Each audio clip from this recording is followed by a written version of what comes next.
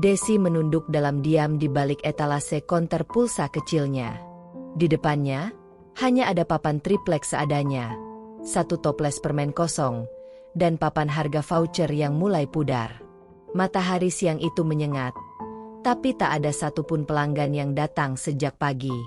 Ia menyeka keringat di pelipis dengan ujung kerudung, lalu menatap layar ponsel jadulnya yang hanya menampilkan angka 0, tanda tidak ada saldo masuk. Des, Mama minta tolong beli obat batuk. Yang biasa ya, yang cair. Suara serak dari dalam rumah memecah kesunyian. Desi berdiri cepat, lalu menjawab. Iya, Ma. Nanti Desi belikan sekalian beli nasi. Rumah mereka hanya sepetak kecil di belakang konter, terbuat dari kayu lapuk dan seng yang bolong di sana-sini. Ibu Desi, Bu Warni, sudah seminggu lebih terbaring lemah. Batuknya tak kunjung reda, dan wajahnya makin pucat. Tapi mereka belum sempat memeriksakan diri ke puskesmas, karena saldo di rekening tinggal sisa Rp5.000. Bahkan untuk makan pun kadang harus menunggu tetangga yang baik hati membagi lauk. Desi menyelipkan uang receh di bawah tumpukan SIM card, lalu menyusuri jalan menuju warung. Sepanjang jalan, ia menunduk.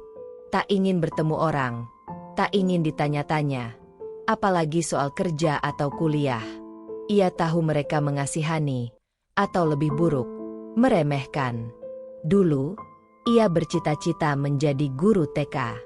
Tapi sejak ayahnya pergi tanpa kabar 2 tahun lalu, semua mimpi perlahan jadi abu. Ayahnya meninggalkan tumpukan utang, tagihan rumah sakit yang belum lunas, dan beban hidup yang terlalu besar untuk anak 17 tahun saat itu. Desi ya? Gak kuliah kamu?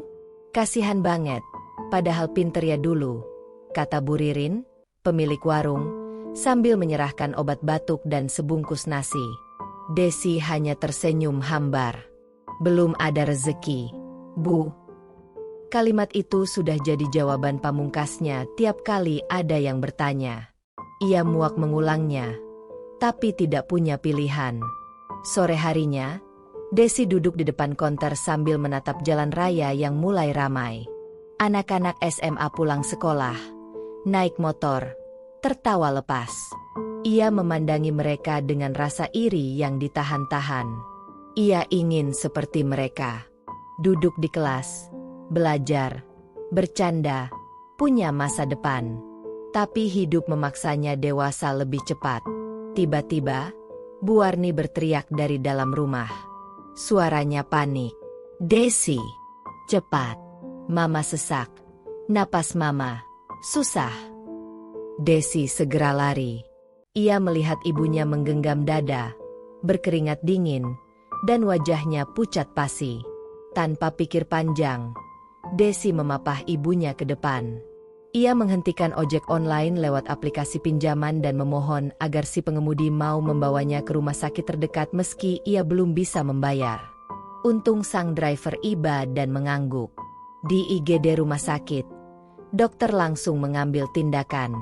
Bu Warni dipasangi selang oksigen. Setelah 30 menit, kondisinya mulai stabil. Tapi saat perawat membawa Desi ke bagian administrasi, wajahnya berubah pucat. Bu Warni perlu dirawat inap dan pemeriksaan lebih lanjut. Kami butuh jaminan biaya minimal Rp1.000.000 untuk tindakan awal, kata petugas dengan tegas. Desi hanya bisa mengangguk lemah. Ia tidak tahu harus menjawab apa. Uangnya hanya cukup untuk pulang. Malam itu, Desi duduk sendiri di teras rumah sakit. Ia memeluk lutut, menangis dalam diam. Semua orang berlalu lalang, tapi tidak ada satupun yang memperhatikannya. Dunia seperti terlalu sibuk untuk peduli pada gadis penjual pulsa miskin. Ia mencoba menelepon saudara jauh, tapi tak ada yang menjawab. Ia kirim pesan ke teman-teman lama, tapi hanya dibaca, tidak dibalas. Ia tahu, hidup memang tidak adil. Tapi malam itu, ketidakadilan terasa sangat kejam. Kenapa harus Mama? Kenapa harus aku? Gumamnya lirih. Saat Desi berdiri hendak pulang, ponselnya bergetar. Ada pesan masuk dari rumah sakit. Ia diminta datang ke bagian administrasi karena tagihan mulai bertambah. Dadanya berdebar. Desi tahu, ini bukan soal keberanian, tapi soal ketidakberdayaan. Di perjalanan pulang, ia berjalan kaki karena tidak punya cukup ongkos. Tiba-tiba, sebuah mobil putih berhenti di depannya. Lampunya menyala terang, kacanya terbuka, memperlihatkan sosok pria berkacamata hitam dengan wajah datar. "Kamu Desi, ya? Anak Bu Warni?" Desi terkejut. "Iya, tapi... Maaf, Bapak siapa?" "Aku lihat kamu tadi di IGD. Aku kerja di rumah sakit itu. Aku bisa bantu, kalau kamu mau." Desi mengerutkan kening. "Bantu gimana maksudnya?" Pria itu mengeluarkan dompet, menyerahkan selembar kartu nama dan menatap mata Desi dalam-dalam. "Besok malam, jam 8, datang ke alamat ini. Bawa tagihan rumah sakitmu. Kita bicara." Mobil itu lalu melaju pergi. Desi berdiri mematung. Matanya menatap kartu nama itu lama sekali. Entah kenapa, malam itu ia tidak langsung membuangnya. Desi duduk di atas kasur tipis rumahnya yang mulai lapuk di bagian ujung. Malam itu ia tak bisa tidur. Wajah ibunya terus menghantui pikirannya. Sisa suara napas yang terengah-engah, suara batuk yang serak seperti tersumbat sesuatu, dan sorot mata yang meminta tolong tanpa kata-kata. Semuanya kembali terngiang. Namun yang lebih menghantuinya justru adalah kartu nama itu. Desi menggenggamnya sejak tadi. Sudah beberapa kali ia menatap tulisan di atasnya. Doni Saputra Medical Financial Consultant, dengan nomor telepon dan alamat sebuah apartemen mewah di tengah kota. Ia tak mengenal siapa itu Doni. Tapi jelas pria itu punya uang. Dan dia tahu siapa dirinya. Dan ibunya. Di dalam hati, Desi bertarung. Ia ingin percaya bahwa itu niat baik. Tapi dunia terlalu sering memberinya luka hingga ia belajar. Tidak ada bantuan tanpa harga. Desi menatap langit-langit rumah, bocor dan hitam di beberapa titik. Pikirannya kacau. Tiba-tiba suara batuk ibunya terdengar dari dalam. Berat, lelah. Napasnya tersendat. Desi bangkit, mendekati ranjang kayu tempat ibunya berbaring. Ia ambil handuk kecil dan mengelap keringat yang mengalir di pelipis sang ibu. Ditepuknya pelan dahi yang hangat itu. "Emma, sabar ya. Emma, besok Desi cari cara," katanya lirih. Bu Warni mengangguk, walau lemah. "Mama gak apa-apa, Des. Mama cuma gak enak karena semua ini mama yang bikin susah." "Jangan ngomong gitu," ucap Desi cepat. Ia tak ingin ibunya merasa bersalah. Tapi justru karena itulah malam itu, ia mengambil keputusan yang tidak pernah ia bayangkan sebelumnya. Keesokan malamnya, pukul 8 tepat, Desi berdiri di depan sebuah apartemen berlantai 25 di pusat kota. Ia memakai hoodie hitam yang agak kebesaran dan celana jeans lusuh. Tak ada make up, hanya wajah lelah dan gugup. Tangannya menggenggam surat tagihan rumah sakit dan KTP. Saat masuk lobi, penjaga apartemen memandangnya sinis. Mungkin karena ia tak tampak seperti penghuni ataupun tamu istimewa. Tapi Desi menunjukkan kartu nama Doni dan menyebutkan nomor unit. Tak lama, ia diizinkan naik. Unit 19A. Ia mengetuk pintu 3 kali. Detak jantungnya berdetak sangat cepat. Pintu terbuka. Doni berdiri dengan pakaian santai, kaos putih, celana pendek, dan sandal. Ia tampak baru mandi, rambutnya masih basah. Tapi wajahnya tetap tajam seperti malam sebelumnya. "Masuk," ucapnya singkat. Desi melangkah pelan. Di dalam, ruangan itu bersih, modern, dan rapi.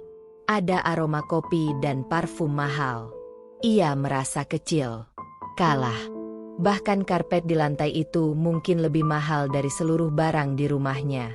Doni duduk di sofa, lalu menyodorkan tangan. Mana tagihannya? Desi menyerahkan dengan ragu. Doni membaca cepat. Kalau kamu butuh dana untuk operasi dan rawat jalan, minimal kamu butuh 15 juta. Itu pun belum termasuk obat lanjutan. Ibumu punya BPJS, tapi jenis penyakitnya butuh penanganan di luar fasilitas standar. Desi mengangguk. Ia tahu semua itu. Ia sudah keliling bertanya ke klinik-klinik murah, tapi jawabannya sama. Kanker tidak bisa ditangani setengah-setengah. Doni menatapnya tajam. Kamu tahu kenapa aku minta kamu datang malam ini? Desi menunduk. Ia tak menjawab. Aku nggak suka basa-basi, lanjut Doni. Aku bantu kamu. Tapi kamu harus bantu aku juga. Semalam aku lihat kamu. Kamu berbeda dari gadis lain. Mata kamu kosong, tapi berani. Kamu pasti sudah tahu. Aku minta kamu temani aku malam ini. Cuma 1 malam. Desi menggigit bibirnya. Ia sudah menduga. Kalau kamu mau, 20 juta langsung masuk rekening kamu sekarang juga. Aku tahu kamu bukan cewek nakal. Tapi kamu juga tahu, dunia nggak adil. Ada hening panjang. Desi menatap jam dinding. Pukul 20.17. Detik-detik terasa seperti menit. Napasnya memburu. Tangannya gemetar. Kalau aku tolak, tanyanya pelan. Aku nggak maksa. Tapi aku juga nggak mau buang waktu. Jawab Doni santai. Banyak yang bisa gantiin kamu. Tapi gak banyak yang butuh seperti kamu. Kata-kata itu menusuk. Desi berdiri. Matanya merah. Ia berjalan ke balkon. Menatap lampu-lampu kota dari ketinggian. Dunia begitu indah dari atas. Tapi begitu kejam dari bawah. Ia teringat wajah ibunya. Ingat suara batuk yang makin berat. Ingat kalimat, "Mama gak apa-apa." Desi kembali masuk. Ia meletakkan KTP dan surat rumah sakit di meja. Ia menatap Doni dengan tatapan kosong. Lalu berkata, "Jangan pernah sebut-sebut ini ke siapapun." Doni tersenyum tipis. Setuju. Pagi harinya, Desi pulang ke rumah dengan langkah lemas. Tak ada sisa tenaga. Tapi di tangannya, ada bukti transfer 20 juta rupiah. Ia langsung menuju rumah sakit, membayar biaya yang menumpuk, lalu menandatangani surat rawat inap. Bu Warni dipindah ke kamar kelas 2. Diperiksa oleh dokter spesialis. Desi duduk di samping ranjang, menggenggam tangan ibunya. Air matanya jatuh, tapi ia tahan. Ia tersenyum dan berkata, "Ma, tenang ya. Sekarang udah gak perlu mikirin biaya lagi." Ibunya menatap Desi, seakan mengerti sesuatu, tapi tak berkata apa-apa. Ia hanya mengusap kepala Desi dan membisikkan, "Kamu anak yang kuat. Mama tahu itu." Desi tak menjawab. Di dalam hatinya, ada bagian yang mati. Dan ia tahu, hidupnya sudah tak akan sama lagi. Desi mulai menjalani hari-hari dengan pola yang sama. Bangun pagi, menyiapkan makanan sederhana untuk ibunya di rumah sakit, mengantar kebutuhan, kemudian kembali ke konter pulsa yang mulai sepi pelanggan. Di sela-sela waktu itu, pikirannya tak pernah tenang. Sejak malam itu, ia seperti kehilangan sebagian dirinya. Hatinya hampa, tak ada semangat. Bahkan untuk menangis pun rasanya sudah tak ada energi. Namun hidup tidak pernah menunggu perasaan siap. Biaya rumah sakit terus berjalan. Obat terus harus dibayar. Dan Desi tahu, ia harus kembali menelan pil pahit yang sama jika uang itu habis sebelum ibunya sembuh. Doni tidak pernah menghubungi Desi lagi. Tak ada pesan, tak ada panggilan. Seolah malam itu adalah transaksi biasa. Bagi Doni, mungkin memang tidak ada yang luar biasa. Tapi bagi Desi, malam itu mengubah seluruh cara pandangnya terhadap hidup. Dulu ia percaya bahwa dengan kerja keras dan ketulusan, orang baik akan mendapat jalan. Tapi sekarang, ia tidak lagi yakin. Ia hanya tahu satu hal, untuk bertahan hidup, kadang kita harus melakukan hal yang tak pernah kita bayangkan. Suatu siang, ketika Desi sedang duduk di konter dengan kepala bersandar ke meja, seorang wanita paruh baya mendekat. Rambutnya terikat rapi, tas mahal menggantung di bahu. "Kamu Desi, ya?" tanyanya. Desi mendongak, mengangguk. "Iya, Bu. Saya Rani, temannya Pak Doni." Mendengar nama itu saja sudah membuat perut Desi mual. Tapi ia tetap tenang. "Saya diminta menyampaikan kalau Pak Doni sedang mencari kamu lagi," katanya. "Dia butuh bantuan kecil. Dia mau kasih kamu kerja part-time. Bayarannya lumayan." Desi tidak langsung menjawab. Ia tahu arah pembicaraan ini. "Kerja part-time seperti apa, Bu?" "Temani makan malam. Kadang nemenin acara bisnis. Kamu gak harus ngapa-ngapain kok. Cuma temani ngobrol. Jadi pendamping. Bayaran 2 juta sekali temani keluar. Bersih. Tanpa potongan." Desi menarik napas dalam-dalam. "Kalau saya tolak?" "Gak masalah. Tapi sayangnya, dengan kondisi ibu kamu," katanya beliau butuh obat lanjutan yang gak ditanggung BPJS. Wanita itu menyelipkan kartu nama di meja, lalu pergi. Malam itu, Desi kembali ke rumah sakit. Bu Warni mulai bisa duduk, meski masih lemah. Wajahnya lebih cerah dari sebelumnya. "Des, hari ini dokter bilang Mama ada harapan. Tapi pengobatan lanjutan butuh waktu 3 bulan. Desi mencoba tersenyum, meski di dalam hati ia menangis. "Iya, Ma. Desi usahain. Pokoknya Mama sembuh. Ya. Mama cuma pengen lihat kamu bahagia sebelum Mama nggak ada." Kalimat itu membuat jantung Desi mencelos. Ia menahan air mata sekuat tenaga. Malam itu, ia pulang ke rumah sambil membawa banyak beban. Hatinya terasa ditarik kedua arah, antara menjaga harga diri atau menyelamatkan nyawa satu-satunya orang yang ia punya. Beberapa hari kemudian, Desi menelepon nomor di kartu nama yang diberikan Bu Rani. Suaranya bergetar. "Saya Desi. Saya terima tawarannya. Tapi, saya cuma mau temani makan malam. Tidak lebih." Di seberang, suara wanita itu terdengar datar. "Baik.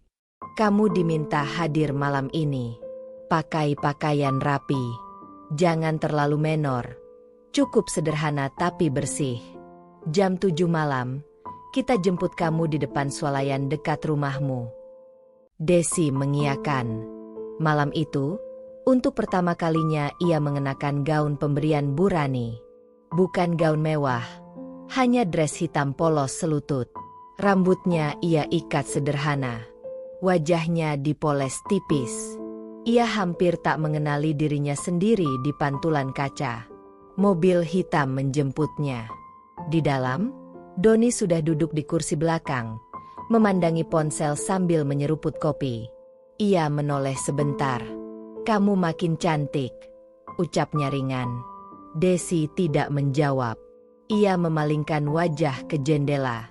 Restoran tempat mereka makan malam sangat mewah. Pelayan menyambut mereka dengan ramah. Meja mereka terletak di balkon, menghadap ke taman kota yang gemerlap. Desi merasa asing di dunia itu. Doni memesan makanan, lalu mulai berbicara tentang bisnis, tentang proyek, tentang rekanan. Seolah mereka benar-benar pasangan. Tapi Desi hanya menjawab seperlunya. "Kenapa kamu diam terus?" tanya Doni sambil tertawa kecil. "Saya kesini bukan untuk ngobrol santai. Saya kesini karena butuh uang," jawab Desi jujur. Doni mengangguk. "Dan saya bayar kamu karena kamu jujur." Setelah makan malam selesai, Doni menyerahkan amplop. Di dalamnya uang tunai 2 juta rupiah. Desi menerima tanpa berkata apa-apa. Di dalam mobil, mereka tak banyak bicara. Sesampainya di depan rumah, Doni hanya berkata, "Kapan-kapan saya butuh kamu lagi. Tapi kamu bebas kapanpun berhenti." Desi hanya mengangguk dan turun. Hari-hari berikutnya, Desi mulai menjalani kerja barunya. Ia menemani Doni di beberapa acara, kadang hanya duduk di pojok ruangan, kadang ikut berpura-pura tertawa di depan rekan bisnisnya. Tapi ia menjaga batas. Ia tidak pernah menginap, tidak pernah membiarkan sentuhan lebih dari jabat tangan. Dengan uang itu, ia membeli semua obat untuk ibunya, menyewa perawat harian, dan memastikan ibunya mendapat asupan makanan bergizi. Tapi dalam hati Desi, luka itu terus menganga. Setiap kali ia memandangi cermin, ia bertanya, apakah yang ia lakukan ini benar? Apakah ibunya tahu? Kadang di malam sunyi, ia menangis sendiri. Tidak karena malu, tapi karena lelah. Lelah hidup di dunia yang hanya memberi 2 pilihan, menyerah atau menggadaikan harga diri. Pagi itu, suara alarm ponsel Desi berdering tanpa henti. Mata masih berat, tapi ia langsung duduk dan memeriksa ponsel. Ada 3 pesan dari Bu Rani, 1 pesan dari Doni. Isinya singkat, "Besok malam ada jamuan bersama tamu asing. Kamu dibutuhkan."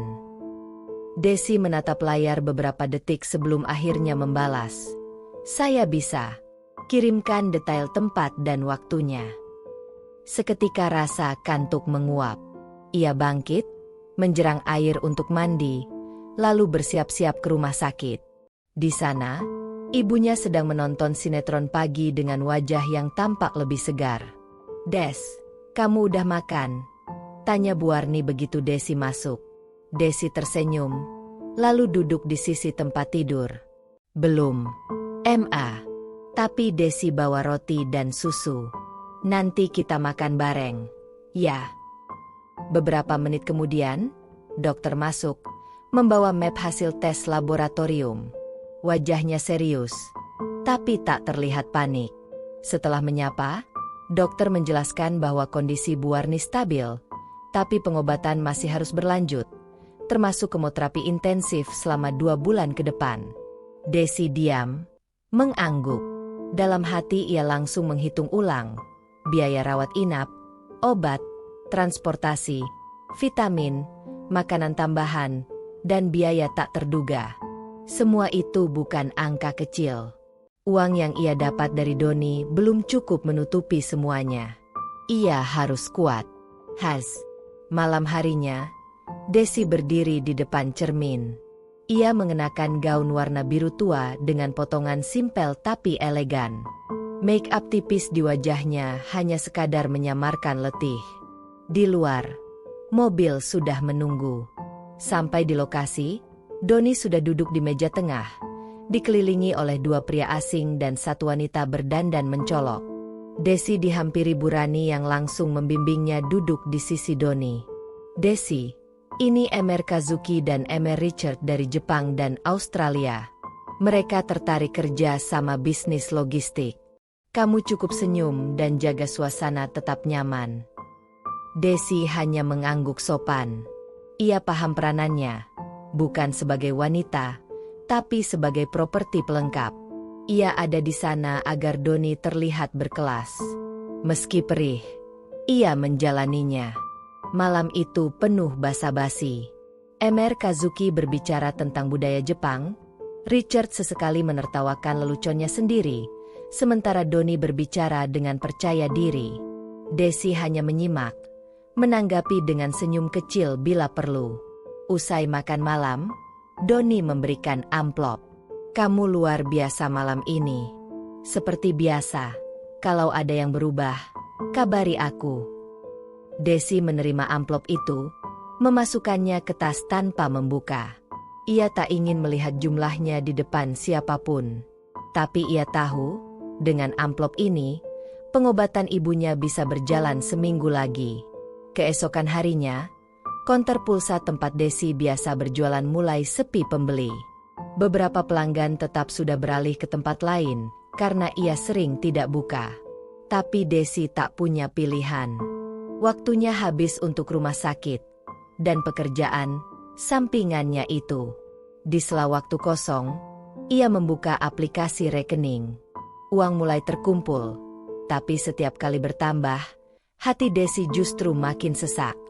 Uang itu bukan hasil kerja yang bisa ia banggakan. Tapi ia menanamkan satu hal dalam hati. Semua ini demi ibunya. Hanya itu yang membuatnya bertahan. Sore itu, saat Desi sedang menunggu giliran apotek rumah sakit, ia mendengar pembicaraan dua wanita di belakangnya. "Itu anak yang suka ikut pejabat itu ya?" bisik salah satu. "Iya, katanya cantik sih. Tapi cuma jual diri doang. Tahu sendirilah, uang dari mana? Sekarang MAH gampang, asal cantik." Desi langsung tahu mereka sedang membicarakannya. Suara mereka memang lirih, tapi jelas. Ia diam, tak menoleh. Tapi di dadanya seperti ada palu yang memukul keras. Ucapan itu seperti air panas yang menyiram luka lama. Ia keluar dari antrean, duduk di pojokan ruang tunggu, menunduk, menarik napas dalam-dalam. Ia ingin menangis, tapi tak bisa. Hatinya sudah terlalu sering remuk. Malamnya, ia merenung lama di kamar. Ia mulai mempertanyakan semuanya. Apakah semua ini layak? Apakah benar ini satu-satunya jalan? Tapi kemudian terlintas bayangan ibunya. Tersenyum, memeluknya erat saat tahu Desi membawa makanan kesukaannya. Desi tahu, harga dirinya sudah dikorbankan. Tapi jika ibunya masih bisa bernapas, mungkin itu sudah cukup jadi alasan untuk terus bertahan.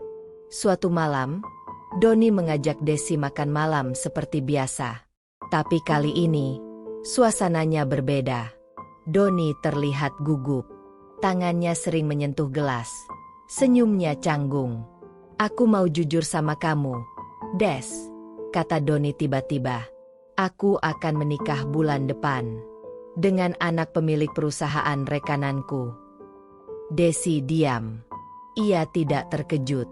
Ia tahu, sejak awal hubungan mereka tidak pernah lebih dari kepentingan. "Aku gak bisa lagi hubungi kamu setelah ini. Tapi aku sudah siapkan rekening khusus buat kamu. Ada cukup uang di sana untuk ibumu sampai sembuh." Desi hanya tersenyum kecil. "Terima kasih. Tapi saya cuma minta satu. Jangan ganggu saya lagi setelah ini." Doni mengangguk. Ia tahu, itu kalimat penutup. Setelah malam itu, hubungan mereka selesai. Beberapa minggu berlalu. Desi fokus menjaga ibunya. Ia tak lagi menerima pekerjaan dari siapapun. Uang di rekening cukup untuk bertahan beberapa bulan, dan ia memutuskan untuk memulai lagi dari nol. Ia mulai menjual pulsa secara daring, lalu merambah jadi reseller kecil-kecilan. Dari situ, ia perlahan bangkit. Namun luka dalam dirinya masih ada.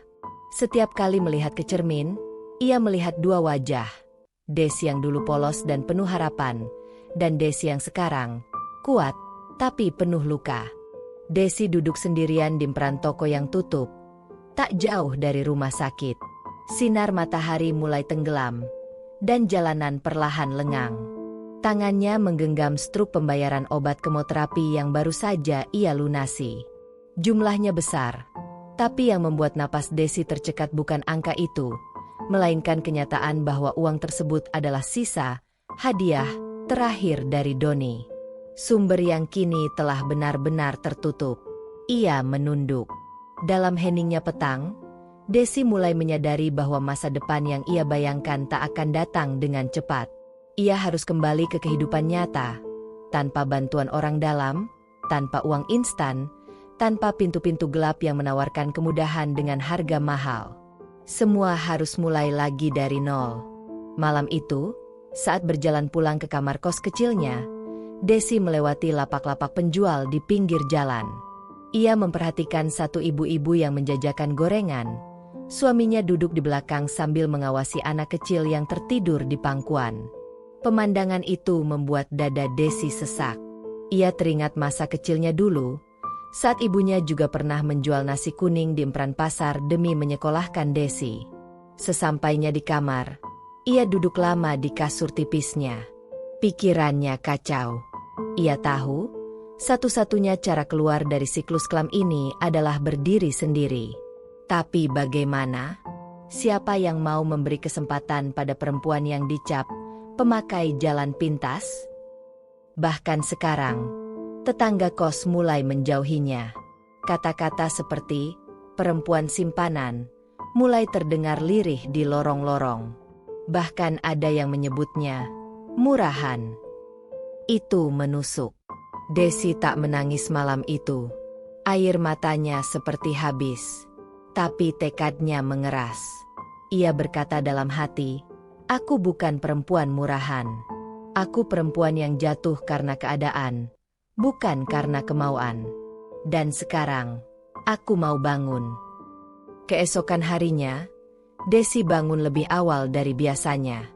Ia bersihkan sisa-sisa kardus pulsa lama miliknya yang dulu ia gunakan untuk jualan.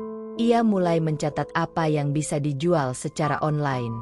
Kuota internet, pulsa, token listrik. Ia coba kontak beberapa supplier lama. Ia juga membuat akun jualan di media sosial, mengunggah foto-foto kartu perdana dan kuota murah. Ia belajar dari nol bagaimana algoritma media sosial bekerja. Bagaimana caption bisa menarik perhatian. Bagaimana interaksi membuat akun lebih hidup. Tak ada yang instan. Penjualan pertama barulah datang 3 hari kemudian.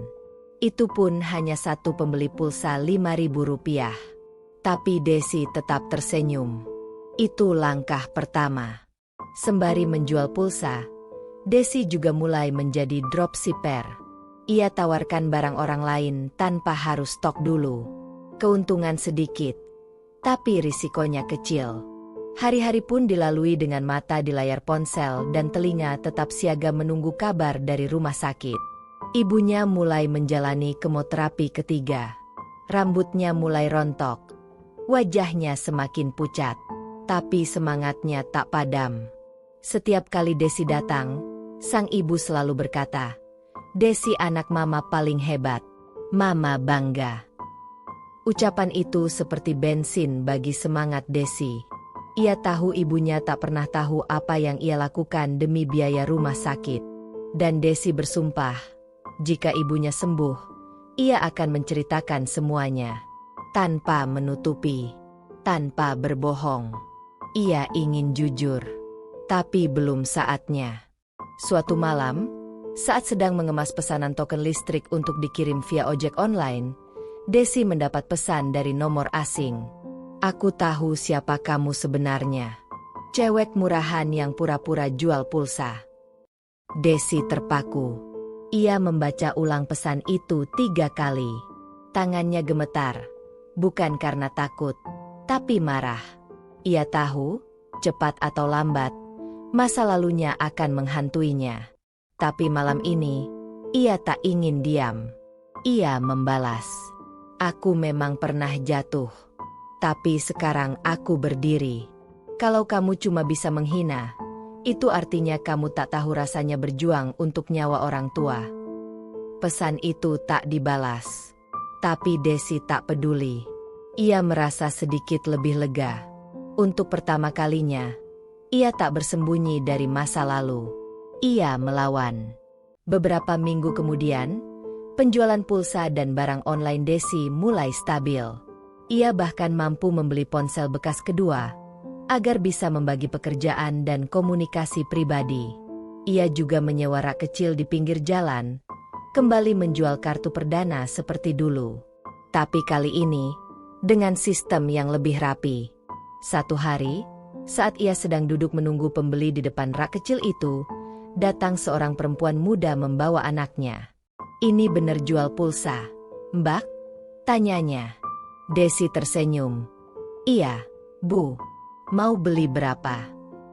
Tak lama, Si ibu duduk di samping Desi dan mulai mengobrol. Ternyata ia juga seorang single parent yang ditinggal suami sejak melahirkan. Ia bertanya apakah Desi mau diajak kerjasama menjual barang-barang sembako murah lewat media sosial. Desi setuju. Mereka tukar kontak. Dan sejak hari itu, mereka mulai jadi mitra kecil-kecilan. Dari situ, Desi mulai dikenal oleh beberapa ibu-ibu lain yang juga ingin berjualan tapi tak tahu harus mulai dari mana. Dalam waktu 2 bulan, Desi mulai mengelola grup kecil berisi 5 ibu rumah tangga yang menjual sembako dan pulsa bersama. Ia membuat sistem komisi sederhana. Tak banyak, tapi cukup memberi semangat. Satu sore, saat Desi pulang dari lapaknya, ia mampir ke rumah sakit. Dokter memanggilnya ke ruang khusus. Bu Warni menunjukkan perkembangan yang cukup baik, ujar dokter. Jika tidak ada perubahan, 2 bulan lagi kita bisa akhiri kemoterapi. Tapi tetap perlu kontrol rutin setelahnya. Desi mengangguk sambil menahan air mata. Ini adalah kabar terbaik sejak 1 tahun terakhir. Ia tak tahu bagaimana harus bersyukur. Yang ia tahu, semua luka, lelah, dan kehancuran harga diri yang pernah ia alami, terasa sedikit terbayar.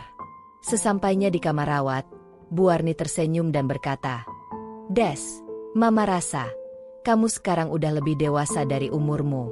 Terima kasih ya, Nak."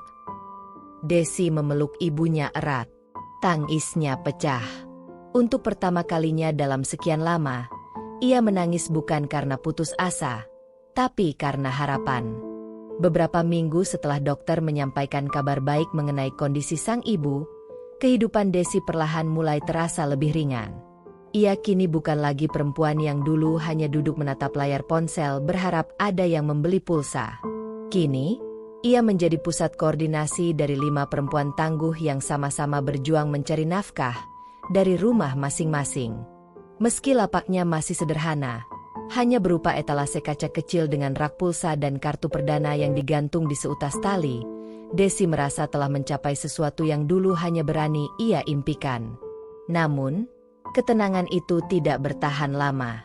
Suatu siang, Desi menerima sebuah paket tanpa nama pengirim. Awalnya ia mengira itu adalah stok kartu perdana dari distributor. Tetapi ketika dibuka, di dalamnya hanya ada satu amplop berwarna coklat. Isinya adalah sebuah foto lama. Dirinya mengenakan gaun pesta hitam, duduk di sofa hotel sambil tersenyum kaku ke arah kamera. Di balik foto itu, tertulis singkat, "Masih ingat ini?" Desi membeku. Wajahnya pucat. Nafasnya tersendat. Itu adalah salah satu momen yang paling ingin ia kubur dalam-dalam. Malam di mana ia diundang oleh Doni untuk menghadiri acara ulang tahun salah satu klien penting. Malam di mana ia merasa sangat kotor. Sekalipun tak ada hal fatal yang terjadi. Hanya sekadar penampilan dan senyuman untuk membuat pria-pria kaya merasa punya kuasa. Tangannya bergetar memegang foto itu. Ia melihat ke sekeliling. Tak ada siapa-siapa, tapi rasa diawasi menghantui. Ia buru-buru merobek foto itu dan membuangnya ke tempat sampah. Tapi rasa tak nyaman itu tinggal lebih lama daripada yang ia kira. Malam harinya, Desi tak bisa tidur. Pikiran tentang siapa yang mengirimkan foto itu terus mengusiknya. Apakah Doni? Tapi bukankah ia sudah keluar dari lingkaran itu sejak lama? Ataukah ada seseorang yang diam-diam merekam jejak masa lalunya? Ia membuka pesan lama di ponselnya, termasuk pesan-pesan dari nomor tak dikenal yang pernah ia abaikan. Semuanya seperti mengabarkan hal yang sama. Masa lalunya belum benar-benar pergi. Keesokan harinya, Desi nekat mendatangi tempat Doni biasa nongkrong dulu, sebuah lounge di pusat kota. Tempat itu masih ada, tetapi Doni tak terlihat. Ia menunggu hampir 2 jam, hingga salah satu pelayan yang masih mengenal Desi berkata bahwa Doni sudah lama tak datang. Konon, ia sekarang berada di luar negeri, menjalankan bisnis baru bersama wanita bule yang ia nikahi diam-diam. Desi pulang dengan dada kosong. Beberapa hari berikutnya, gangguan tak berhenti. Akun Instagram toko onlinenya tiba-tiba diserbu komentar bernada hinaan. Cewek murahan jual pulsa. Dulu cewek panggilan, sekarang sok suci. Berapa tarifnya sekarang? Desi menutup kolom komentar dan mengganti semua akun media sosialnya menjadi privat. Tapi dampaknya sudah terasa. Salah satu ibu-ibu dalam tim kecilnya mengundurkan diri. Katanya, suaminya tak mau istrinya berbisnis dengan perempuan seperti Desi. Desi ingin menjelaskan, tapi apa yang harus ia katakan? Bahwa ia dulu benar-benar melakukan hal yang hina demi menyelamatkan nyawa ibunya? Bahwa ia juga menyesal dan ingin memperbaiki semuanya? Sore itu, ia duduk sendirian di lapaknya, menatap jalanan yang sibuk. Hujan gerimis mulai turun. Di seberang jalan, ia melihat seorang gadis kecil menjajakan kerupuk. Basah kuyup, diabaikan orang-orang. Desi berdiri, menyeberang, dan menghampiri gadis itu. Ia membeli semua kerupuk yang dibawanya, lalu mengantar si anak pulang ke gang sempit tak jauh dari situ. Rumah si gadis bahkan lebih sempit dari kamar kos Desi dulu. Ibunya lumpuh. Ayahnya tak diketahui keberadaannya. Desi pulang dengan hati yang remuk, tapi juga tercerahkan. Ia sadar, masa lalunya memang buruk. Tapi jika ia bisa menggunakan hidup barunya untuk membantu orang lain, maka setidaknya, aib yang dulu ia lakukan tak sia-sia. Ia memutuskan untuk tidak mundur lagi. Besoknya, Desi mengajak 2 orang ibu dari tim jualannya untuk membuka gerai kecil di daerah sekolah. Sembako, jajanan anak-anak, dan pulsa. Ia juga mulai mengajukan kerjasama dengan koperasi guru untuk menerima pembayaran cicilan melalui sistem tokonya. Langkahnya makin jauh. Tapi di balik semua itu, rasa cemas masih mengendap. Ia tahu ada seseorang yang masih memburunya dari balik layar. Ia belum tahu siapa. Tapi bayang-bayang itu terasa makin dekat. Satu malam, setelah mengantar pesanan pelanggan, Desi menemukan secari kertas diselipkan di bawah pintu kosnya. Kita belum selesai, Des. Aku akan datang. Tidak ada nama. Tidak ada penjelasan. Namun Desi tidak gentar seperti dulu. Ia menyalakan lampu, memeriksa semua kunci, lalu duduk dan mulai menulis tentang dirinya, tentang kebenaran. Ia ingin menyusun semuanya dalam tulisan, bukan untuk publikasi, tetapi sebagai bentuk pertanggungjawaban. Jika suatu hari seseorang membongkar masa lalunya, ia ingin kisah itu berasal dari dirinya sendiri. Hari-hari Desi berubah menjadi penuh waspada sejak ia menemukan pesan ancaman di bawah pintu kosnya. Wajah-wajah asing yang lalu lalang di sekitar warung pulsanya kini ia perhatikan lebih seksama. Bunyi motor berhenti mendadak atau tatapan orang di lampu merah membuat jantungnya berdegup lebih cepat dari biasanya. Namun, di balik itu semua, Desi menolak untuk menyerah pada ketakutan. Salah satu langkah pertama yang ia ambil adalah memasang kamera CCTV sederhana di depan dan samping lapaknya. Ia juga mengganti semua kunci kosnya dan mulai menyalin dokumen-dokumen penting ke dalam hard disk eksternal. Semua bukti pengiriman uang ke rumah sakit, surat keterangan medis sang ibu, hingga transaksi legal bisnis kecilnya, ia susun rapi. Satu sore, ketika sedang membereskan etalase dagangan, seorang kurir datang membawa surat. Tidak seperti biasanya. Surat itu tidak memiliki alamat pengirim. Isinya hanya 1 lembar dengan tulisan tangan. Kalau kamu pikir bisa sembunyi selamanya, kamu salah. Aku yang angkat kamu dari lumpur, dan kamu lupa diri. Desi terdiam lama setelah membaca kalimat itu. Ia tahu siapa yang menulisnya. Gaya bicara yang penuh superioritas, ancaman terselubung, dan kalimat tentang mengangkat dari lumpur. Hanya satu orang yang biasa menggunakan kata-kata seperti itu, Doni.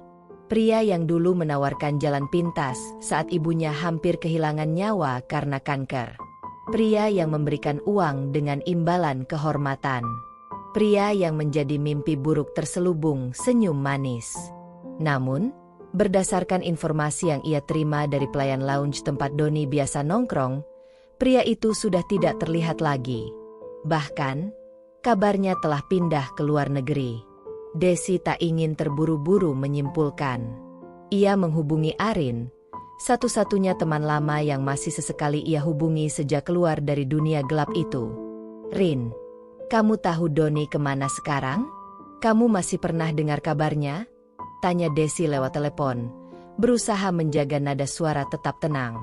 Arin terdiam di ujung sana, lalu menjawab pelan. "Des, Doni balik ke Jakarta 2 minggu lalu. Dia bangkrut. Perempuan bule itu kabur bawa semua uangnya. Sekarang dia balik nyari siapa aja yang dulu pernah dia bantu, katanya buat ngembalin investasi." Desi menghela napas panjang. Jadi benar. Semua ini bukan ilusi. Keesokan harinya, Desi memutuskan untuk melapor secara informal kepada Pak Heru, tetangganya yang merupakan ketua RT dan cukup dihormati warga. "Ada seseorang dari masa lalu saya. Pak, saya nggak mau ribut, tapi saya merasa terancam. Kalau nanti ada yang cari saya, tolong jangan langsung diarahkan ke kosan," ujarnya sopan. Pak Heru menatap Desi lama, lalu mengangguk pelan. "Saya nggak tahu apa-apa soal masa lalu kamu, Desi. Tapi saya lihat kamu kerja keras, nggak ganggu orang, dan ibu-ibu di sekitar sini pada senang sama kamu. Kalau ada yang bikin ribut, kamu kabarin saya." Desi menunduk, hampir meneteskan air mata karena lega. Tapi rasa tenang itu tidak bertahan lama. Satu malam, saat sedang menyiapkan laporan bulanan stok barang, ponselnya berdering. Nomor tak dikenal. Ia nyaris tak menjawab, tapi rasa penasaran mengalahkan ketakutan. "Desi." Suara berat itu terdengar pelan, penuh tekanan. "Kamu pikir kamu bisa kabur dari semua yang udah aku kasih? Aku nggak main-main. Aku tahu semua tentang kamu. Kos kamu, tempat kamu jualan, bahkan nama lengkap ibu kamu." Desi menggigit bibirnya. Tangannya gemetar. Tapi ia tak mau menunjukkannya. "Apa yang kamu mau, Doni?" "Aku cuma mau satu. Des, kita ketemu. 1 jam aja. Tempat lama." Klik. Telepon terputus. Desi terduduk lemas. Tempat lama. Ia tahu persis maksudnya. Sebuah kamar di hotel kecil tempat Doni sering membawanya dulu. Desi menghabiskan malam itu tanpa tidur. Ia menimbang risiko. Ia tahu jika ia pergi sendiri, bisa jadi itu akhir dari segalanya. Tapi jika ia mengabaikan, bukan tak mungkin Doni akan menyebarkan sesuatu yang lebih buruk dari sekadar foto. Pagi harinya, Desi pergi ke kantor pengacara bantuan hukum gratis di kota. Ia menjelaskan kasusnya sejujur mungkin, dengan menyamarkan identitas si Doni untuk sementara. Pengacara muda bernama Aditya menerima laporan itu dan berkata, "Kalau kamu punya bukti ancaman, kita bisa bantu. Tapi kamu harus siap terbuka dan melaporkan ke polisi." Desi meminta waktu. Ia belum siap untuk membuka semua aib masa lalunya. Namun, ia meninggalkan salinan ancaman tertulis dan rekaman telepon ke Aditya. "Kalau saya hilang atau terjadi sesuatu, tolong bantu saya, Mas," katanya sambil menyerahkan flash disk kecil. Malam harinya, Desi berdiri di depan hotel yang dimaksud. Ia tidak sendiri. Dari kejauhan, Aditya mengawasi dari mobil yang diparkir beberapa meter dari lokasi. Mereka sudah sepakat bahwa jika dalam 30 menit tidak ada kabar, Aditya akan menghubungi polisi. Desi melangkah masuk. Doni sudah menunggu di sofa lobi, mengenakan jaket kulit lusuh. Wajahnya tampak lebih tirus dari terakhir kali Desi melihatnya. "Kamu tetap cantik," katanya tanpa basa-basi. Desi tidak membalas pujian itu. "Apa yang kamu mau, Doni? Langsung saja." Doni tertawa sinis. "Kamu terlalu percaya diri. Aku cuma minta satu hal. Kembali. Temani aku sekali seminggu. 1 bulan saja. Anggap saja bayar utang. Desi memandang pria itu dalam-dalam. Kamu pikir kamu bisa beli hidup orang? Doni, saya bukan Desi yang dulu. Tapi dunia tahu kamu siapa. Dan aku punya cukup rekam jejak untuk ngancurin hidup kecil kamu itu. Desi mengeluarkan ponsel. Ia menekan tombol kirim. Saya baru kirim semua bukti ancaman kamu ke pengacara. Ada flash disknya juga. Kalau saya kenapa-kenapa malam ini, kamu tahu apa yang akan terjadi, kan? Wajah Doni berubah pucat. Ini bukan tahun 2020. Don, sekarang, perempuan punya suara. Dan saya nggak akan takut sama kamu lagi. Lanjut Desi dengan nada tenang namun tegas. Ia bangkit dan berjalan pergi, meninggalkan Doni yang terdiam. Malam itu, Desi tak bisa berhenti gemetar. Tapi kali ini bukan karena takut, melainkan karena ia akhirnya berani mengambil alih kembali kendali atas hidupnya. Langkahnya masih panjang, tapi satu babak kelam sudah ia lawan. Dan ia siap menghadapi sisa bayangan yang masih tersisa. Seminggu setelah pertemuan terakhir dengan Doni, Desi masih belum benar-benar tenang. Meskipun Doni tak lagi menghubungi, bayangannya tetap menempel di kepala. Tapi kali ini, Desi tak memilih untuk bersembunyi. Ia sadar, luka masa lalunya bukan hanya cerita sedih yang harus dikubur. Bisa jadi, justru itu adalah pelajaran yang bisa menyelamatkan orang lain dari jebakan yang sama. Pikiran itu menggelitik hati Desi, membuatnya resah. Suatu malam, ia membuka laptop dan mulai menulis. Bukan sebagai curhat, tapi sebagai bentuk perlawanan. Ia mulai dengan kalimat, "Aku adalah korban, tapi aku memilih untuk tidak tinggal diam." Ia menulis tanpa menampilkan identitas asli, dan memposting tulisan itu di sebuah forum perempuan yang sering membahas kekerasan berbasis gender. Responsnya luar biasa. Puluhan komentar berdatangan. Banyak perempuan yang juga membagikan kisah serupa, beberapa bahkan lebih tragis dari yang pernah Desi alami. Yang membuat Desi terdiam adalah satu pesan pribadi dari seorang gadis berusia 19 tahun. Sebut saja namanya Lila. "Mbak, aku baca kisahmu. Aku juga sedang hampir melakukan hal yang sama demi ibu yang sakit. Tapi tulisanmu membuatku berpikir ulang. Bisa kita ngobrol?" Desi menatap layar cukup lama. Ia tak pernah menyangka bahwa tulisannya bisa menjadi pembatas tipis antara keputusan hidup dan kehancuran seseorang. Ia pun membalas pesan itu. Dari perbincangan mereka selama beberapa hari, Desi tahu bahwa Lila sedang dalam situasi hampir sama. Kemiskinan, tekanan ekonomi, dan bujukan seorang pria yang menawarkan jalan keluar instan. Malam itu, Desi memutuskan sesuatu yang besar. Ia akan membentuk sebuah komunitas.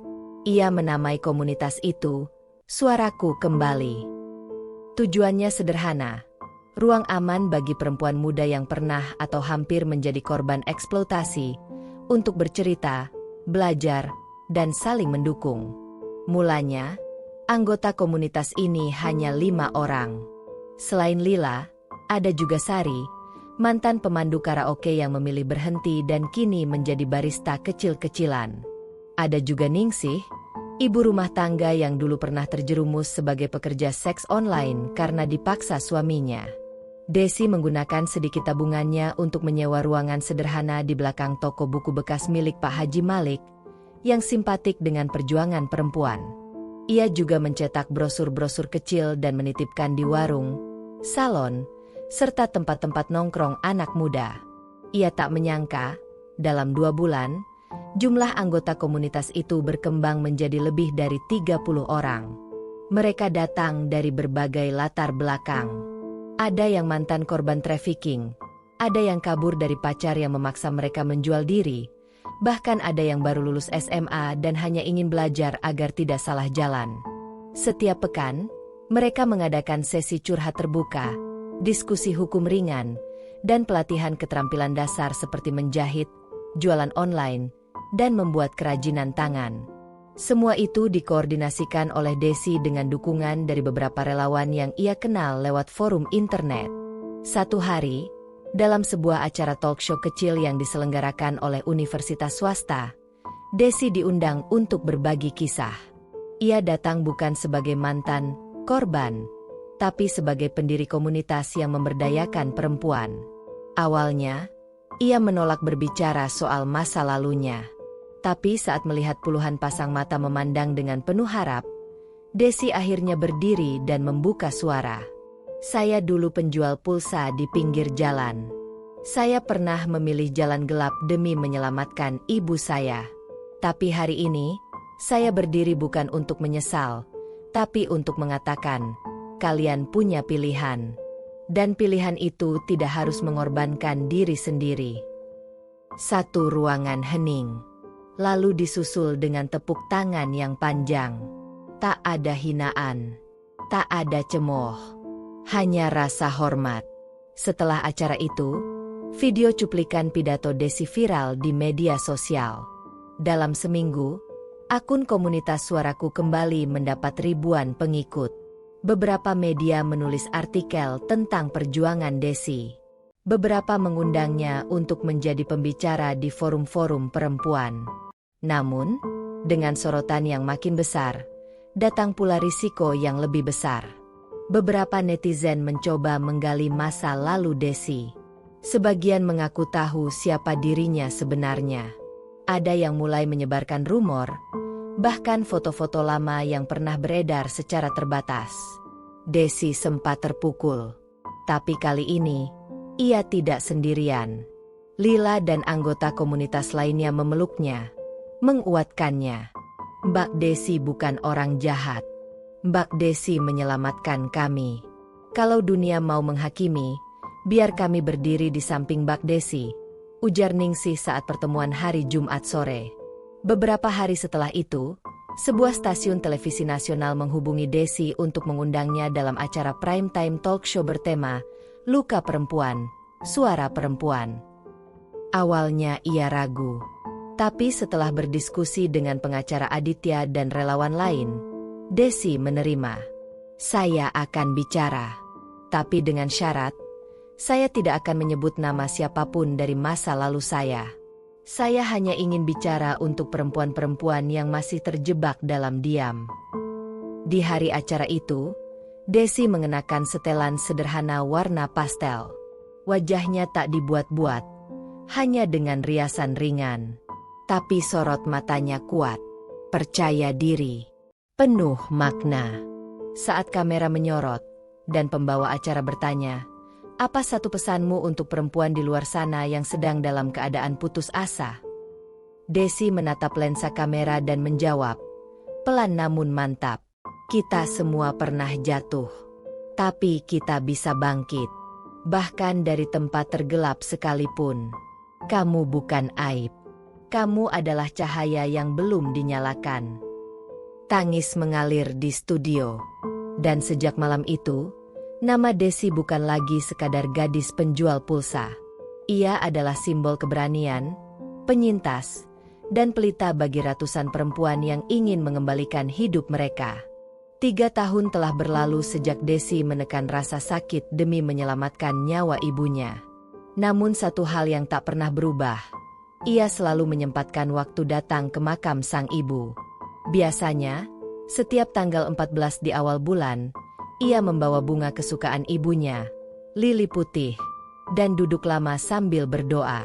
Tak bicara banyak, hanya diam dan kadang sesekali tersenyum sendiri mengingat masa-masa ketika ibunya masih hidup dan tertawa meski tubuhnya sedang digerogoti penyakit. Pagi itu, langit berawan tipis. Desi datang mengenakan gamis polos dan kerudung abu muda. Di tangannya, ada setangkai lili putih dan 2 botol air mineral. Satu untuk menyiram makam, satu untuk diminum sendiri. Ia tidak mengundang siapa-siapa. Tidak memberitahu komunitas, bahkan tidak mengabari Lila atau pengacara Aditya. Tapi saat ia berjalan menuju blok C4 TPU Tanah Kusir, langkahnya terhenti di ujung jalan batu kecil. Di sana, berdiri seseorang yang sama sekali tak ia duga akan melihatnya lagi. Rian. Tubuh Desi kaku. Tangannya memegang kencang gagang botol. Hampir jatuh. Rian, lelaki yang dulu pernah ia kenal saat di masa tergelap. Orang yang secara tidak langsung terlibat dalam proses dia menjual dirinya, walau dengan cara yang tak begitu frontal. Orang yang pernah memanfaatkan keputusasaan Desi, lalu menghilang begitu saja setelah mendapatkan yang dia mau. Kini, lelaki itu berdiri tepat di depan makam ibunya, dengan baju hitam lengan panjang, celana kain, dan setangkai bunga mawar merah yang diletakkan di sisi batu nisan. Kepalanya tertunduk. Desi mendekat. Perlahan. Saat jarak tinggal beberapa meter, Rian menoleh. Pandangan mereka bertemu. Waktu seolah berhenti. Dunia sunyi. Hanya detak jantung Desi yang terdengar menggema di kepalanya. Sudah lama, Des, ucap Rian. Suaranya pelan, tapi tidak gemetar. Desi tak menjawab. Ia hanya berdiri diam, berusaha membaca maksud kehadiran lelaki itu. Apakah sekadar rasa bersalah? Atau ada motif lain? Aku tahu aku nggak pantas muncul lagi setelah semua yang terjadi, lanjutnya. Tapi aku baru tahu beberapa bulan lalu tentang ibumu yang sudah tiada, dan tentang kamu yang ternyata jadi seseorang yang luar biasa sekarang. Desi akhirnya bicara. Suaranya dingin, namun tenang. Kamu datang karena rasa bersalah. Rian menunduk. Awalnya, iya. Tapi setelah lihat siapa kamu sekarang, aku sadar, aku bukan hanya bersalah. Aku pengecut. Aku pernah memaksa kamu memilih jalan gelap, lalu kabur tanpa tanggung jawab. Padahal kamu waktu itu cuma butuh seseorang buat bertahan. Tapi aku malah ikut menjatuhkanmu. Desi menghela napas. Ia meletakkan bunga di sisi lain makam, lalu duduk bersila, membersihkan dedaunan kering di sekitar batu nisan. Kamu nggak tahu apa-apa soal jatuh bangun aku. Kamu cuma bagian kecil dari luka yang lebih besar, katanya tanpa menatap Rian. Tapi kamu masih hidup. Kamu kuat. Dan kamu berubah. Itu luar biasa, Des. Rian ikut duduk, tapi menjaga jarak. Ia tak berani mendekat lebih dari 1 meter. Aku ikut komunitasmu dari jauh. Lewat akun fake. Aku malu untuk muncul. Tapi waktu lihat kamu bisa bantu perempuan-perempuan itu, aku merasa makin kecil. Aku sadar, aku adalah bagian dari masalah. Tapi aku mau berubah. Mau menebus. Mungkin bukan untuk kamu, tapi untuk orang lain. Desi menatapnya. Ada emosi yang berkecamuk di matanya. Bukan lagi kemarahan, tapi lebih pada kekecewaan yang sudah lama ditahan. Kenapa harus sekarang, Rian? Setelah semua stabil? Setelah aku membangun semua ini dari nol? Rian menatap tanah. Ia membuka tas kecil yang dibawanya dan mengeluarkan amplop.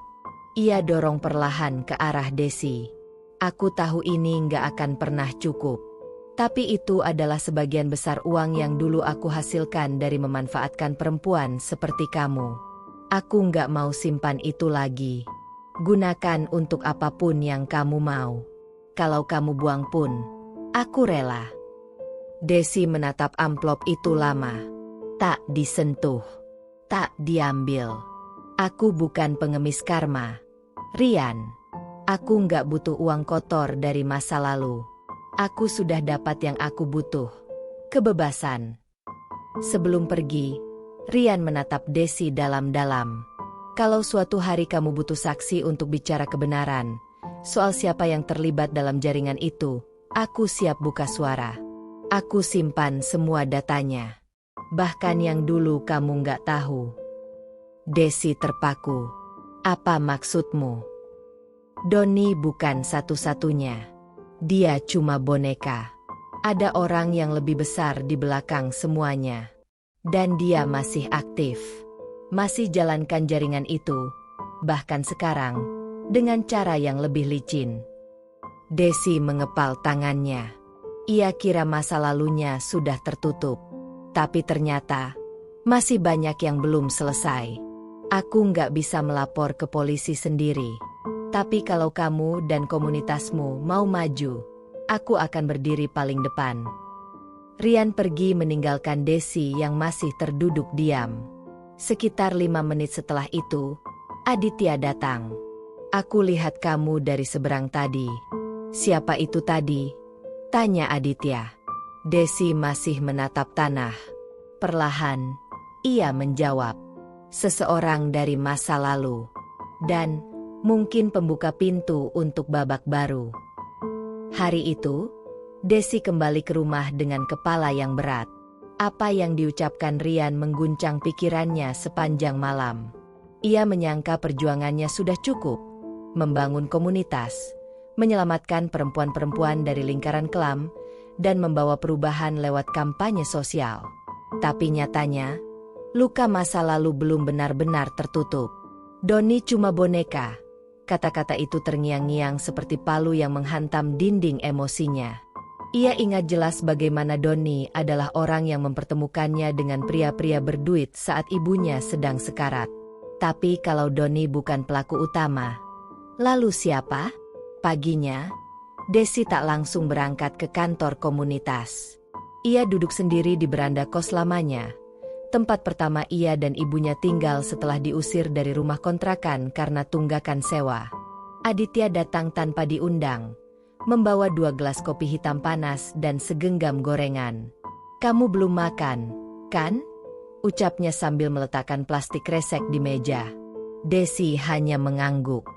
Ia menghela napas panjang. "Kamu percaya semua yang dikatakan Rian kemarin?" tanya Aditya pelan. "Aku nggak tahu. Tapi kalau benar, maka semua yang sudah kita bangun ini belum cukup. Kita belum sampai akar masalahnya." Aditya menatapnya lama. Lalu membuka ponselnya dan memperlihatkan sebuah dokumen PDF. Ini data dari Rian. Tadi malam dia kirim. Nama, nomor rekening, bukti transfer ke Doni, dan 1 nama yang bikin aku merinding. Desi mengambil ponsel itu dan membaca perlahan. Nama, Hermawan Lestari. Ia kaget. Hermawan? Yang sekarang jadi pejabat kepala lembaga perlindungan sosial anak itu? Tanyanya dengan mata membelalak. Aditya mengangguk. Iya. Orang yang selama ini tampil seolah penyelamat korban trafficking. Tapi ternyata dia dalangnya. Desi langsung bangkit. Jantungnya berpacu. Semua ingatannya tentang pertemuan formal dengan Hermawan saat seminar di Surabaya, kampanye nasional anti-eksploitasi anak, dan kerjasama dalam program pemerintah langsung seperti kabut yang tersingkap. "Dia tahu siapa aku," ucap Desi pelan. Aditya menatapnya bingung. "Waktu seminar tahun lalu, dia bisik sesuatu ke aku. Perempuan tangguh biasanya lahir dari luka yang dalam. Aku pikir itu cuma basa-basi. Tapi sekarang, aku rasa dia tahu aku salah satu korban." Lanjutnya, mereka tak bisa tinggal diam. Hari itu juga, Desi memanggil seluruh tim intinya. Mereka duduk dalam ruang rapat kecil dengan spidol dan papan tulis. Desi berdiri di depan, menuliskan 3 nama. Doni, Rian, Hermawan Lestari. Tujuan kita bukan sekadar menyuarakan kebenaran lagi, tapi menumbangkan sistem yang membuat perempuan seperti kita jadi komoditas. Dan kita akan mulai dengan ini, ujarnya tegas. Rian pun diajak bergabung dalam investigasi. Meskipun beberapa anggota komunitas menentangnya, Desi meyakinkan mereka bahwa perubahan tidak bisa terjadi kalau yang bersalah tidak bertobat dan ikut mengungkap kebusukan yang lebih besar. Beberapa minggu kemudian, mereka berhasil mengumpulkan cukup bukti. Rekaman suara transaksi, screenshot komunikasi antara Hermawan dan Doni, serta laporan keuangan dari yayasan fiktif yang dipakai Hermawan sebagai kedok perekrutan perempuan bawah umur dari desa. Mereka mengemas data itu ke dalam laporan jurnalistik independen dan menghubungi jurnalis terpercaya dari salah satu media investigasi nasional. Tanggal 17 bulan itu, artikel berjudul "Pahlawan Palsu, Dalang di Balik Topeng Lembaga Sosial" meledak di media sosial. Video pengakuan Rian dan rekaman suara Hermawan yang sedang berbicara soal pengiriman paket ke klien Jepang pun viral. Masyarakat terbelah. Ada yang menyangkal, ada yang geram, tapi kebenaran tak bisa ditutupi lagi. Dalam waktu 48 jam, polisi menggeledah kantor Hermawan dan menyita sejumlah barang bukti. Lelaki yang selama ini dielu-elukan sebagai tokoh kemanusiaan itu ditahan. Hari itu, Desi berdiri di depan kamera, bukan sebagai korban, tapi sebagai penyintas yang kini jadi pemimpin perjuangan. Banyak dari kita berpikir bahwa ketika luka sembuh, cerita selesai. Tapi tidak. Luka harus jadi senjata. Karena di balik setiap perempuan yang terlihat kuat, ada sistem yang pernah coba menghancurkannya. Sekarang, giliran kita hancurkan sistem itu. Di akhir konferensi pers, seseorang dari kerumunan mendekat. Seorang wanita tua dengan kerudung lusuh dan tatapan lelah. "Desi, saya ibu dari Rina.